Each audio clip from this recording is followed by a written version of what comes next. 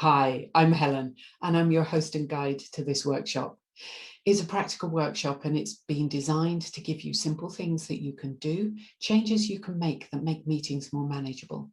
And that means you can get the most out of meetings without that drained, exhausted feeling at the end. It is a practical workshop, as I say, so if you haven't got one yet, good idea to grab a pen and paper, maybe even another device. So if you're watching on a laptop, you might want to have your phone with you. So if you haven't done that yet, then stick me on pause and go and grab that. Oh, and grab some water while you're at it. It's always good to have a drink while you're learning something. So stick me on pause, grab the pen and paper, grab the water, and come back and join me again. Got it? Good. Okay, so as I say, it's a practical workshop. Every now and again, there will be a sign that comes up on the screen that gives you the opportunity of doing the exercises. And it is a really good idea to do it as we're going along. You will get so much more out of it if you do put me on pause while we're going through and actually do the activities alongside. So anytime that sign comes up, put the video on pause, do the activity, and then restart again. Anything else I need to tell you? I don't think there is. I think we can just get going. I would like you to write down a list of things that you struggle with, problems that you have, concerns that you have about meetings, about being in meetings or meetings in general. Just take a couple of minutes to do that now. I'm going to set some parameters for this session. It is a short workshop, so I can't go into too much detail about things that you can do when you're speaking, about making it about online meetings in particular, so specifics about online meetings or business networking. What this will do is to give you some things that you can do that apply to meetings in general and will make them more manageable. Okay. I do have some notes down here just to keep myself on track, because I have a tendency to go off topic. So to keep myself on track, I've got some notes here and I will be checking down every now and again. So if I'm looking away, that's what I'm doing. Okay. Many of the problems or concerns that people have about meetings in general are rooted in feeling out of control. So this workshop is going to be designed to help you find the things that you are in control of, to regain control, take back control, so that you can relax a little bit more and get more out of meetings without feeling drained when you leave. So a brilliant way to start taking control of our energy is through breathing. Taking control of our breathing can help us with our energy levels. So we're going to start the program, start the workshop right now with just a few minutes of breathing, controlled breathing. And I'd like you to do this along with me. So sit comfortably with feet flat on the floor, arms resting comfortably, could be in your lap, could be by your side, however is most comfortable for you. But feet flat on the floor, pens down, and just start breathing. Okay, right.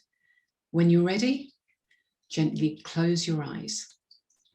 And what we're going to be doing is breathing slowly into the bottom of our stomach. So it's like we're filling up a bottle. You fill the bottle from the bottom first and then up to the top.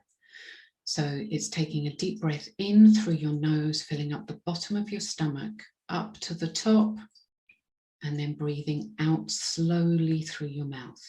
And we're going to do this 3 times. Here we go. Breathe in and out.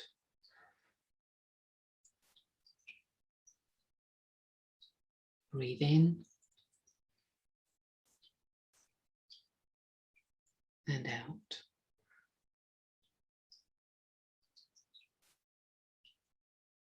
And in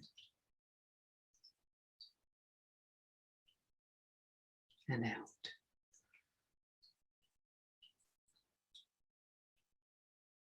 Okay, When you're ready, open your eyes. That should have helped you feel a little more grounded, a little more centered, a little more relaxed and calm. Okay.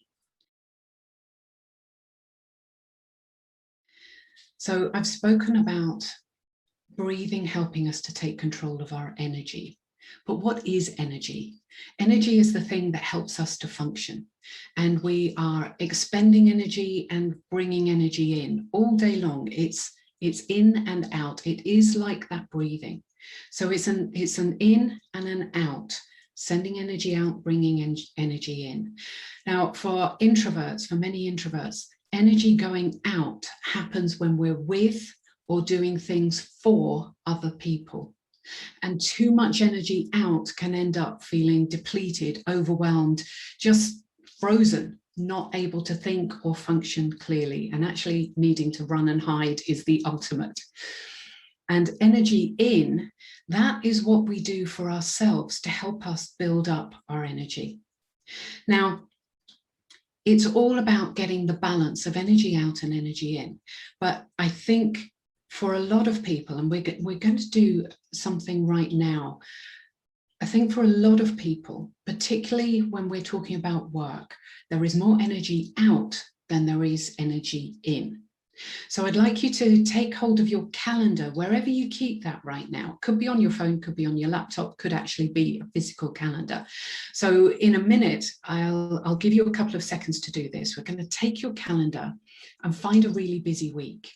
And in that week, I'd like you to look and to count up the number of items that you've got in there that are you expending energy out, and which activities were you doing that brought energy in, and see what the balance is. Now, you may not have all of the energy in items listed on your calendar, but you can get a rough idea. So just take a couple of minutes now. Let's pause for a couple of minutes now and find your calendar and just count up the number of energy out and the number of energy in on a really busy week. Now, how was that? Is there a lot more energy going out than energy coming in? It's my belief that for many people who struggle with meetings and things like that, there are far more energy out than energy in. As you get used to being in business and to controlling your diary, you do start to fit more energy into your diary, which is a brilliant thing to do, so that you maintain that balance, which means that you can be out there more often. Okay, so having energy inserted in our calendar and making it non-negotiable is a brilliant idea. But we need simple, easy activities that we can do this with. So I'd like you now to just take a pause and think about 2 or 3 things that you could easily slot into your day that are things that recharge your energy. Now, it could be something as simple as listening to a favorite piece of music. It could be getting out in nature. It could even be chatting to a favorite friend who makes you laugh, because laughter, well, that tops our tanks up, doesn't it? So take a couple of minutes now and just list 2 or 3 things that you could do, easily slot into your calendar, that would recharge your energy. Okay, right, let's move on. Now, I found that for many people, the actual anticipation of a meeting can deplete energy in and of itself, even before you get to the meeting. And a lot of that is because many people actually don't plan for a meeting.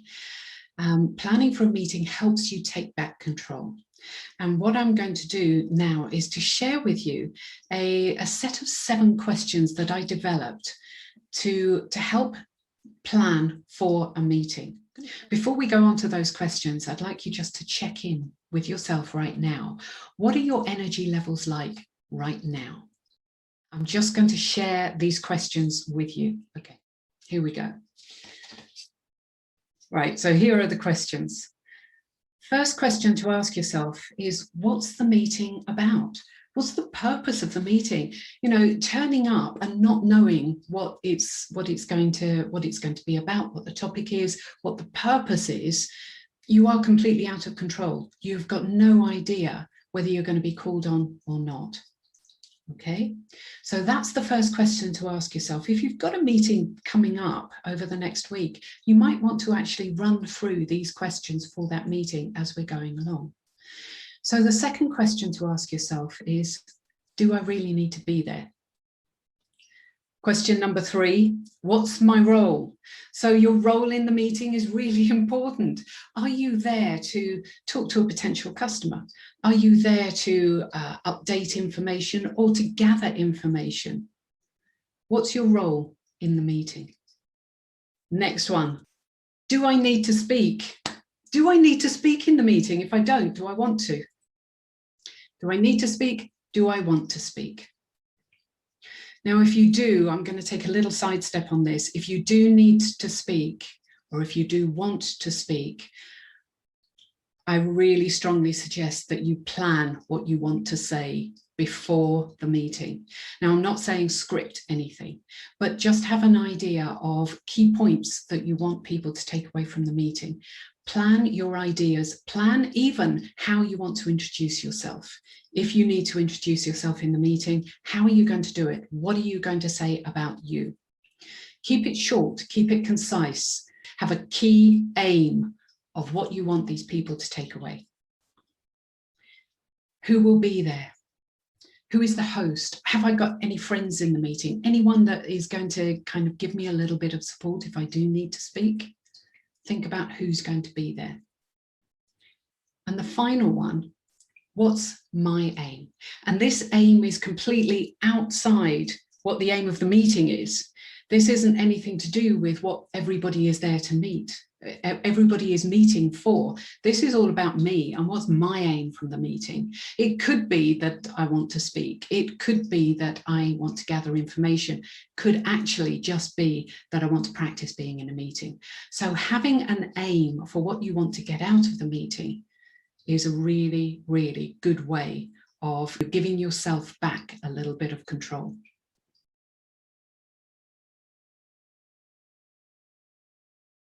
Okay, after answering those questions, check in with your energy levels. How are you feeling now? Are you okay to continue, or do you need to take a pause for a recharge? Okay, moving on. This next thing happens for many of us, particularly when there is somebody going to be in the room that we think is important. It could be somebody you respect. It could be a client or a customer. It could be a colleague, a peer. It could be a little bit of competition, or maybe a boss or an ex-boss, or even just the sheer number of people in the room. Now, at those times, the things that we are really confident about speaking about just suddenly disappear. It all drains away. We've got nothing left, no knowledge. We feel like jelly. And worse than that, that imposter syndrome kicks in. That little voice starts really having a go. It goes on the rampage. You don't know what you're talking about. You've got nothing to say. Nobody's going to want to listen to you. You really shouldn't be here. Why don't you just go and hide? That voice can be so mean. And at those times, it really helps to have something to remind us of exactly what we do know and how good we are. So I'm going to share a couple of techniques with you right now that will help you do that. This first one I picked up from a lady on LinkedIn called Helen Walker. Not sure if it's hers or somebody else's that she's passing on. I don't know, but I'm passing it on to you because I think it's a brilliant idea. It's called a success folder. And what you do is you find emails, messages, comments on social media, anything that people are saying, wow, you're brilliant, thank you, that's fantastic. Anything that makes you feel good. So it could even be a card from a kid that tells you how much they love you. Anything that makes you feel good, then that goes into the folder, gets printed out and it goes into the folder. And it's ready for you to flick through anytime you need a little bit of a confidence boost. Now, I've taken mine a step further because I think a folder is a little bit difficult to carry around with you. So I actually keep mine on my phone. I've created a success album. So I take photographs of each of these things and I keep them in an album on my phone. And if it's something somebody has said to me directly, then I actually type a note to myself of what they said and I take a picture of that. That is then with me at all times, ready for me to flick through anytime I need a little boost of confidence. Okay, so take a pause right now. And I'd like you to take some time to gather together 3 or 4 messages or cards or whatever you want in your success album. Gather them together right now. Begin creating that success album and add to it over time. But right now, take a pause, find 3 or 4 things and start your album.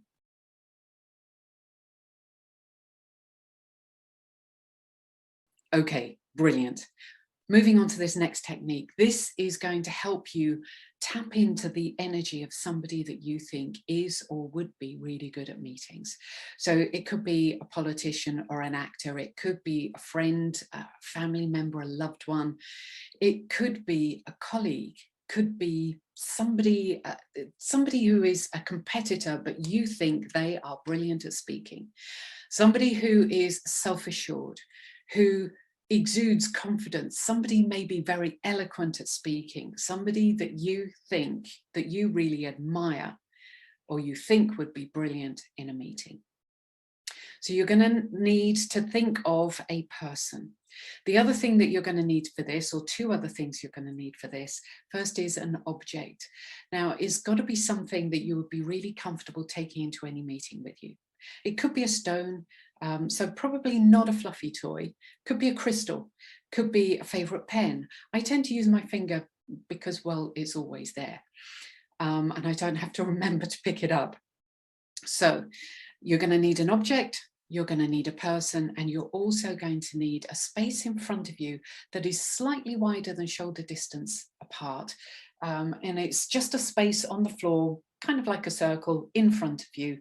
You're going to need that. So take a pause now, clear that space, find an object and think of a person that you really admire that you think would be brilliant in meetings.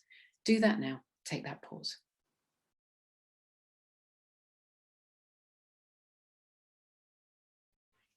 Okay, so here we go. What I'd like you to do is to imagine a circle in front of you that is just a little bit wider than shoulder width, just a little bit wider than that. And imagine a circle on the floor in front of you that is that size. And inside that circle, I want you to conjure up an image of that person that you really admire, that speaker that you really admire. Conjure up an image of that person, circle in front of you on the floor. Imagine that circle just a little bit a little bit wider than shoulder width apart, and have that person that you really admire in front of you in that circle. Conjure them up.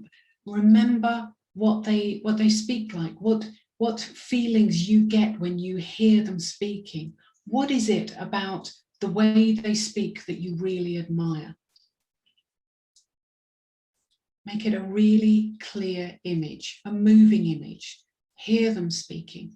What do they sound like? What do they look like? How do they stand? How do they carry themselves? And as you imagine that, I want you to take a step forward into that circle and feel all of those qualities building up in you. You have stepped into that person. That person has become you. You have become that person. And all of those qualities that they have as a speaker are now inside you. Feel it. And as you feel it really strong, step back out of the circle and feel it all draining away again. Okay, see that person again in the circle in the middle of the room, in the middle of your circle. See them moving, all of the qualities you really admire about them as a speaker. Build it up, feel it, feel how you feel when you're listening to them, but also how you imagine they are feeling when they are speaking. What is it about them? What is it about the way they move, they stand? How do you imagine they are feeling? And when you've got it really strong, take a step into the circle again. And feel all of those feelings, all of those qualities, all of those emotions building in you.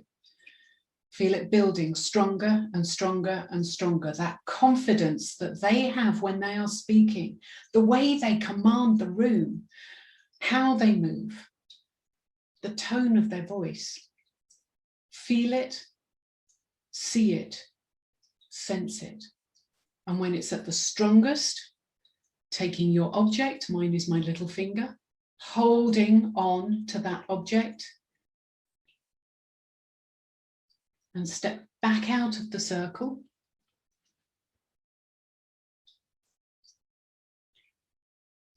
And release the object. Let it go a little bit gently.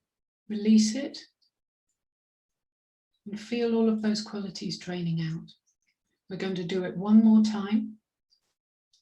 Imagine that person in the middle of that circle in front of you. Build up all of those qualities.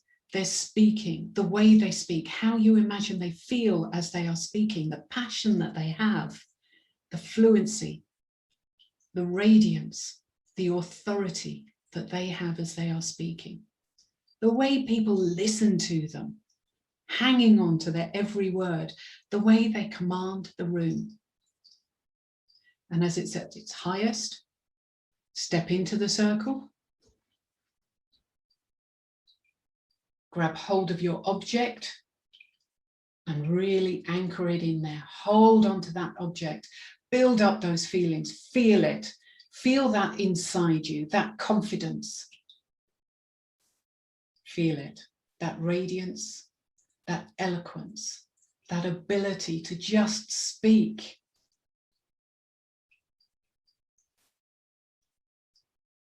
Stepping back out of the circle.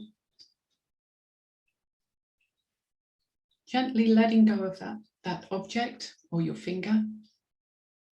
And now without stepping into the circle, hold tighter onto your object or your finger and feel those qualities building in you. Feel it. You've got it anchored there in that object, in your finger, whatever it is you are using. You've got that quality of being able to just speak, that confidence in speaking, the eloquence, the ability to express yourself really easily is now anchored in that object.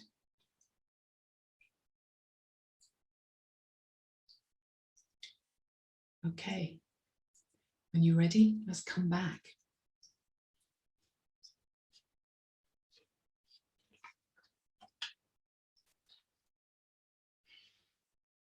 So how was that? Good, good. I'm glad. All right, so that's the object that you take into the meeting with you. I use my little finger because I've always got it on me, and I just rub my little finger when I'm in a meeting. And it helps to build that, remind me of that confidence, of that confident feeling. Okay.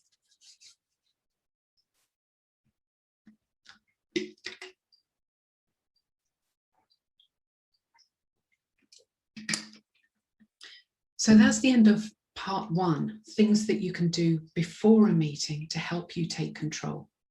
And we looked at breathing, we looked at controlling your calendar, we looked at the questions that you can ask yourself before any meeting.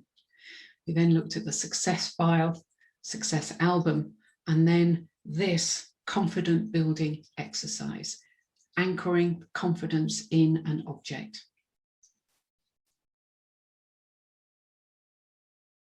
So I'm going to move on to part two, and part two are things that you can do when you're in a meeting. So when you're in a meeting, one of the first things to remember is that you are in control of your life, and actually you can leave anytime you want. Now that often causes a big reaction, but I can't. You know, I've got a client, I've got a boss, I can't just walk out. Well, actually, you can. If you think about it, if there has ever been a case where there has been an emergency, or if you've got children maybe you've had to leave because they're ill, or you've left because you're ill. So you can actually walk out of a meeting.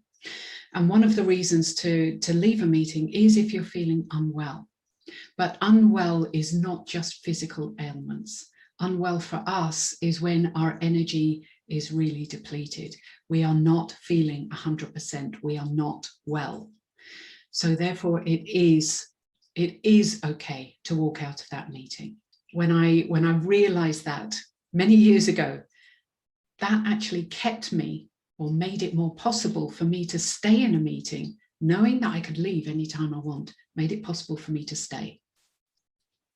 And it was a big change because I knew I had control. So if we're going to leave a meeting, we need an exit strategy.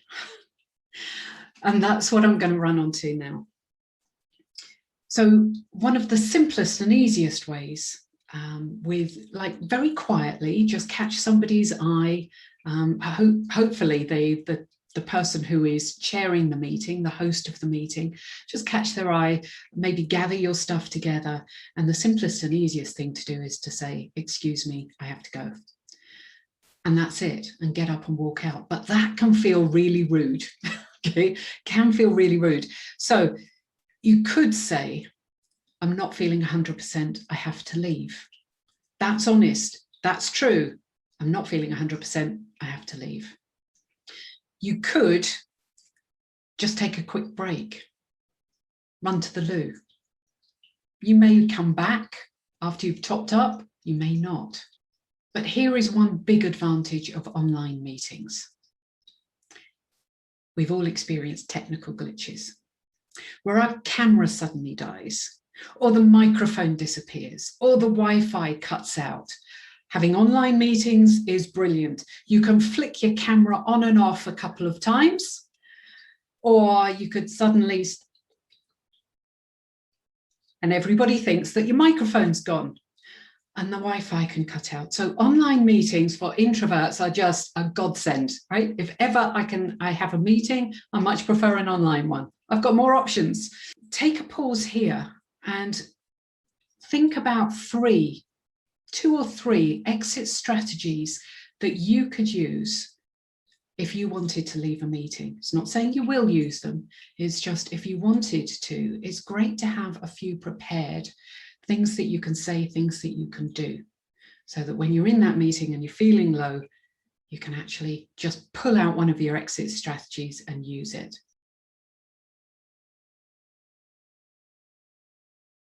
Okay, great, let's move on. So you're in a meeting and you know that maybe speaking, you're going to have to start speaking soon. Maybe they're going around the room with that horrible introduction thing. I don't know why anybody does that.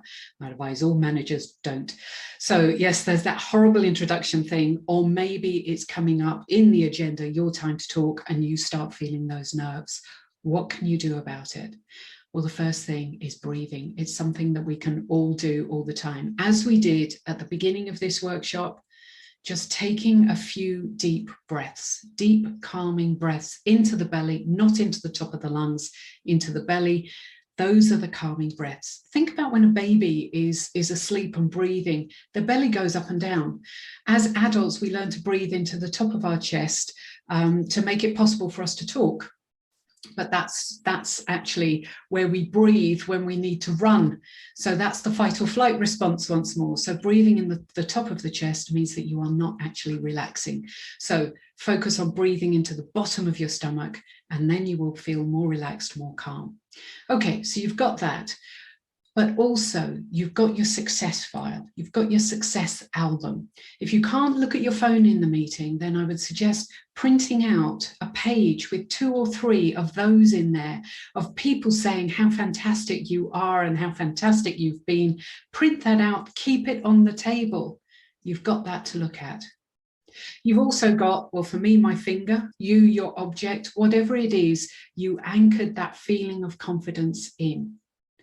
And the last thing to do is to say that it's okay to take a break. It's okay to leave the meeting, calm down and come back in, because sometimes sitting there trying to calm yourself and the noise is going on, actually it makes you even more anxious, nervous, because I need to be calming down. I need to be calming down, and you're not actually calming down. So it's okay to get up, go out, take a break. Everybody needs the loo, so you can use that as an excuse if you need an excuse. But actually, I think topping your energy up and calming down is excuse enough, reason enough, not excuse.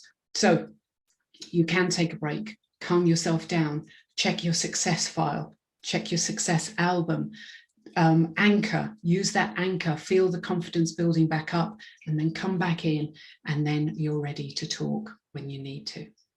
Okay, so I hope that is useful.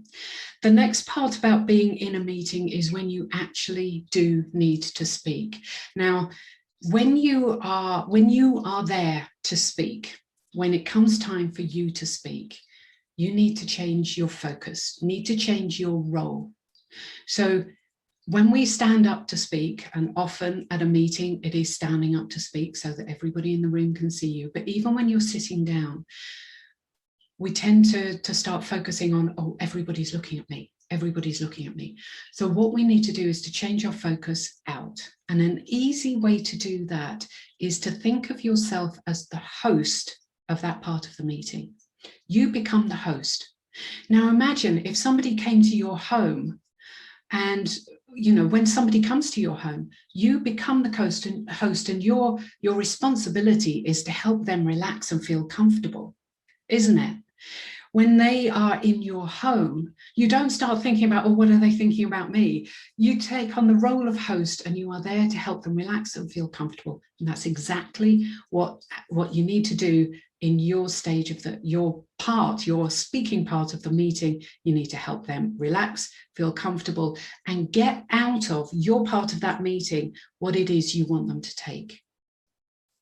There is nothing worse than going to somebody's house. I don't know if you've ever had it. I have. Where you go to somebody's house, you sit down to dinner, and they present you with a plate that is piled high. And you are then expected to get through all of that food. How comfortable do you feel with that?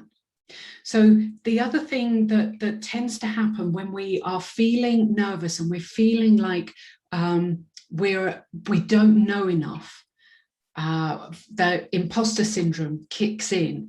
What tends to happen is we tend to shove in even more just to prove that we know, oh, and this bit, and this bit, and this bit, and this bit. It's not a conscious thing, it's an unconscious thing, but we end up putting too much in, speaking too much, and speaking too fast. Okay, now there are archetypes. I'll get back to the amount to put in, but there are archetypes that Disney uses really well. An archetype is characteristics of a type of person. And somebody who speaks with authority actually speaks slower, they pause more, and they make direct eye contact with everyone. That is somebody in authority. And that's what you do as a host. You make eye contact. You treat them with respect, you take responsibility, you care for them. And you care for them by not giving them too much and not expecting them to eat too fast, okay? So you slow down, speak slower, more pauses, and and choose what you are going to say. So that goes back to the pre-meeting part where you plan what you're going to say. And I would say a good rule is to just have one key thing that you want them to take away. They can always ask for more. It's like sitting at that table. If you pile up their plate and they're struggling to get through it, chances are they're not, and they're not going to have a good experience. So in the meeting, just have a key point, maybe, or a key aim for what you want them to take out, maybe 2 or 3 points around it that you think that it's vital for them to take away. They can always ask for more. The way you speak says a lot about you. There has been a lot of research into archetypes, and Disney uses them amazingly well. Think about all of the Disney movies. Shrek is one of the ones that does it really well. You've got Donkey, who never shuts up and speaks really quickly. He's the comedic character, speaks really fast because he's worried that nobody is going to listen to him or people are going to stop listening. So he needs to get everything in while he's got their attention.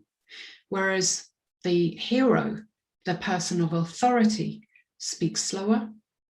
They have pauses, so they've got eye contact, they feel calm, they feel centered, they feel in authority. And that's the big difference. It makes a huge difference when you are talking, to the engagement you get. Okay, so you've been in the meeting and you've been talking. And then it comes around and somebody asks a question. Now, as introverts, what we tend to do is we get our best answer after some thinking time. And often in meetings, we're expected to answer immediately. But our responsibility is to give the best answer possible. So it's okay to ask for thinking time. I'm going to suggest a sentence here. See what you think about this one. I often give a better response if I have time to consider. So if it's okay with you, I'm going to take that time and I'll send you a response by email after the meeting. I often give a better response after I've had time to consider. So if it's okay with you, I'll take that time and I'll give you a response after the meeting by email. We're going to pause here for 5 minutes. And what I'd like you to do is to practice saying the exit strategies and also asking for thinking time, but do it in your words. These are my words and they may not flow well for you. So find words for the exit strategy and words for asking for thinking time that are your words. Take some time to do that now. Right, so moving on to part 3. So part 3, we've covered what you can do, how you can take control before the meeting, how you can take control in the meeting. Now we're looking at the control that you have after a meeting. And the first thing to say is that a meeting never ends when people leave the room. A lot of times people make the mistake of thinking, and I used to do it for many years, I'd go to meetings, I'd walk out of there with a stack of papers and printouts and like worksheets and things like that. I'd walk back to my desk, I'd put them down and carry on with work. And all of these pile of papers were here. And I only actually went and had a look at them just before the next meeting that was about the same subject. And 9 times out of 10, there was something in there that I actually needed to do. So they had been at the side. So the meeting never ends when people leave the room. It's a brilliant idea to get into the habit of, as soon as the meeting is over, write yourself some notes, bullet points, whatever it is, clear notes about what the meeting was about what you got out of it, about any learnings that you had. So make clear notes and action points, if any. Once you've done that, the next step is to congratulate yourself, really acknowledge, take time to acknowledge and appreciate yourself for going through that meeting, for all that you accomplished in that meeting before and after. Take time to appreciate yourself and do a bit of breathing just to regain a little bit of energy. But it's important to appreciate our achievements. We're so good at beating ourselves up when things go wrong or when we make a little mistake. It is so important to take time every time that we do something to appreciate what we achieved, how well we did at doing it. Okay, the third thing, email follow-ups. Get into the habit of if you make a new connection, send an email straight away, an email to them saying, it was lovely meeting you. I look forward to getting to know you a little bit more. Maybe you've offered to send them something. Maybe they've asked you for something. Yeah, so Get into the habit of sending those emails, those connection emails, maybe even connecting on LinkedIn or however you connect with people. Get into the habit of doing that immediately after every meeting. Makes it so much easier. And actually people really appreciate it more, making that direct connection afterwards. Yeah, so you get some great responses from doing that. The next part is a non-negotiable, two very important linked words, non-negotiable energy top up, right? No matter what, you do a bit of energy top up. Otherwise, by the end of the day, you are going to be running on fumes. So after each meeting, non-negotiable energy top up. Have a look at your list. What is it that you want to do to top up those tanks, to give you a bit more of a boost so that you can go on to the rest of the day? And the final thing, which usually happens after you've done the tank top up, the energy top up, is to send any considered response that you have promised. Often when we do take that time to top our tanks up, that's when we start mulling over, oh, I could have said that and I could have said that. And the brilliant idea, the brilliant response comes. So after the tank top up, that's when you do the considered response. And if you can't do it then, if you haven't got a response then, make yourself a note. And when you do get the idea, when you do get the response, just send it off. Okay, so I found that developing this way of working actually means that I can work for longer. It means that I don't hide as much. It means that there are fewer meetings, that you need to send fewer emails because you've done it all. It means that you feel more organized and more in control of not only the meeting, but also your life, your working day. So that's the end of part 3.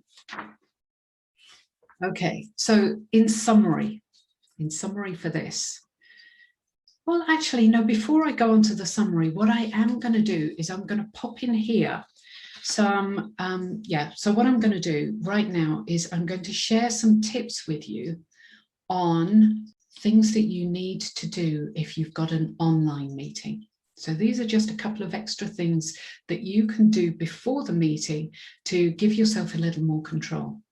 First thing to do is to log into the meeting software, whatever it is, log into it before the meeting, solo. Log in and do some checks. Check that you haven't got any bunny ears. Check that you haven't got any weird background. I've got a fabulous waterfall background that I love to use when I'm speaking to friends and family. I won't use it on business because it's not right. Make sure that your sound is okay. So do a sound recording and check the levels. Make sure that it's okay. Check your Wi-Fi strength. Make sure that your phone is on silent or on airplane mode. So there's nothing worse than being in a meeting and the phone starts ringing. Make sure that you're well lit. So having all of your face lit. So no lighting from behind, lighting to the side or in front. Gentle, soft lighting is best. And make sure that you and your face can be seen. All of your face can be seen. And then make sure that your camera is at eye level. This is one key thing. Make sure your camera is at eye level because then you can make eye contact with your audience. So that's a checklist of things to run through. In addition, if you are having an online meeting. So that's it. And in summary, you always have control. There are always things that you can control. And when you realize that, everything becomes so much less energy depleting. It means that you can balance your energy a little bit more, which means that you can do all of the things that you need to do without feeling that complete drain. It's what I'm suggesting here is a conscious habit forming. It gets easier with practice, but you do need to formulate that practice. You do need to practice this. So one of the things that people can do, and one of the things I've done when I've attended a training, I've walked out of there going, oh, that was great, and then moved on and not put things in practice. So this workshop, it comes from years of me being in meetings in the corporate environment and actually being in overwhelm because I felt so far out of control.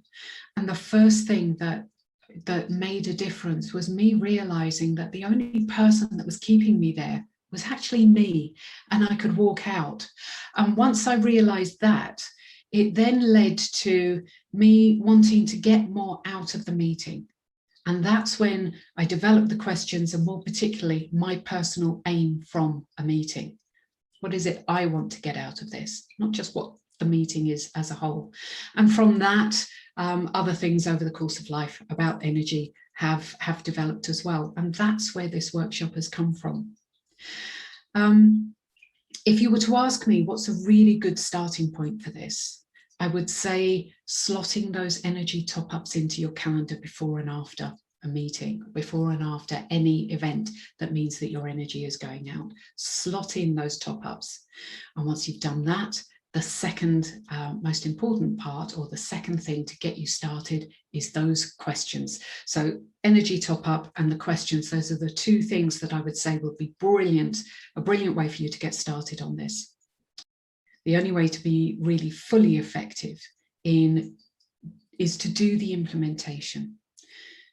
But the implementation, a good way to do implementation is with being held accountable. So what I would love for you to do is to put this in place, to start implementing this, and come into the group and share your experience of it, share what you like about it, share anything. I will be there to follow up and support you. The second thing is to say, please bring others with you. If you've liked this, if you're finding the group is really helpful to you, please bring others into the group. Help them to find the benefit that you are finding. So, final part, what's the next step? Well, I've got a whole series of workshops, programs coming up around all sorts of things that introverts have told me that they have a problem with, that they have concerns with.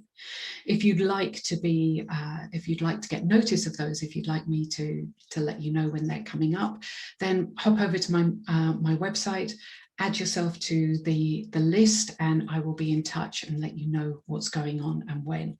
And if you want some personal coaching around implementing all of this, then I do have some time available. So just drop me a line. It'd be like that little voice in the meeting telling you you've got this. I've really enjoyed being with you on this workshop. Thank you very much for doing this with me. And I look forward to hearing more from you and to catching up with you and what you are doing. Let me know how the next meeting goes.